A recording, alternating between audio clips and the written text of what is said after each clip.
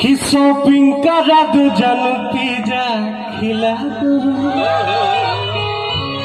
अच्छा जो कहली वो आइल बड़ी बोला नहीं कहूँगा के अंतरा जी के बोला ली अंतरा जी से रिक्वेस्ट बा कि स्टेज पे आई स्वागत बा।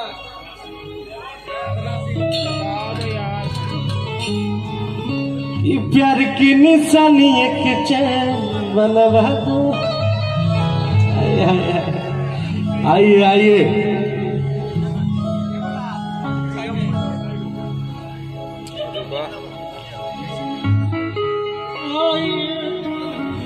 करा दो जानू पिज्जा खिला दो। अरे प्यार की निशानी एक चैन बनवा दो। चैन तरवा पहले बनी एगो चैन से थोड़ी मन भरता है, लड़कियों को तो 3-4 को चाहिए, 5 को चैन चाहिए, 4-5 को चाहिए, कम ही है। तो 4-5 को लड़का चाहिए सब लोग खातिर। 4-5 को चैन खातिर गिफ्ट का बात हो रहा है, गिफ्ट कितना भी मिल जाए तो कोई दिक्कत नहीं। हाँ हाँ अरे कि शॉपिंग करो तो जानू पिज्जा खिला दो। अरे कि प्यार की निशानी एक चैन बनवा दो। अच्छा आज यदि करते हो हमसे प्यार। अब हम बताई। हाँ हाँ बताई बताई। आजकल के लाजे किनके अच्छा आधे फेरा हमें जानी पारी हो। प्यारो मोहब्बत छोड़ दीजिए। अरे आजकल के लाइके फैशन धोखे बाज बहरी रुपये से कोरस खाली उड़न बाज बहरी। आजकल के लाइके फैशन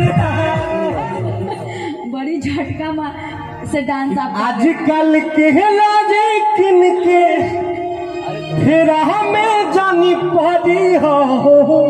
जानते हैं लड़की नहीं रहेगी ना तो भूसा थरी बैठ जाएगा, खाना नहीं मिलेगा, वो समझ जाइए। खाना हम अपने से बना लेंगे। हाँ? सब दिन बनाइएगा? सब दिन बना लेंगे। ऐसा थोड़ी होता है, कहने करने में फर्क है ना। लड़की सब अगर नहीं रहेगी तो खाना पर आफत हो जाएगा।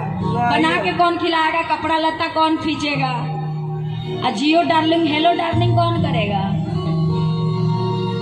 बात ही पता बा कि लड़की धोखेबाज होली से। अच्छा लफुआ भी होता है, लड़कनी नहीं पता है। ना ना सीधा वाले लड़का लफुआ हो जसन मगर दिल के साफ हो जसन का बड़ी बड़ी। एगो गाना में आप ही ना छेड़ रहे हैं, गोरी तोरी चुनरी वाला लाल रे। अरे तो शुरुआत के दिन के रहे कहानी की लाल लाल रे तबे ना फिर। अच्छा जवानी में नादानी हो गया था। हाँ हाँ जवानी का बात है, अभी बुढ़ा नहीं। अभी बुढ़ा है थोड़ी ना। आप कह रहे हैं कि दूसरा समय में हुआ। वो लड़कपन में था गुरु। अच्छा लड़कपन में पीछे पड़ गए। पढ़त खोली लड़कियां भागत दारी इनसे। अच्छा कि सभे छुअल चाहे हमारो गोरा गाल रे। कि गली में करता उड़ावत चली। अरे मचेला लइखन में खलबली। इनका नियन लड़का सब पीछा पड़ता है लेकिन का ना ना एकदम ना। कि सभे छुअल चाहे हमारो गोरा गाल रे।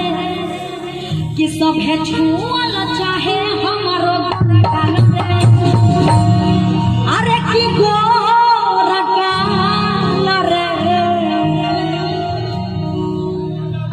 कनेलू घर से भगरिया कि सभे चाहे लड़ावल नजरिया। कि सभे छुअल चाहे हमारो गोरा गाल रे। अरे कि गोरा गाल रे। अरे कि गोरा गाल रे। अपना गर्दानी अपने मुंह से बताइए। कि गोरी तोरे चुनरी बा लाल लाल रे। का विचार बा कि लड़का चिल्लाले संभल रे। अरे कौन हो? हाउ हाउ हाथ उठा दे तो भाई। अरे बाप रे इतना लोग। पीआर का टी-शर्ट वाला।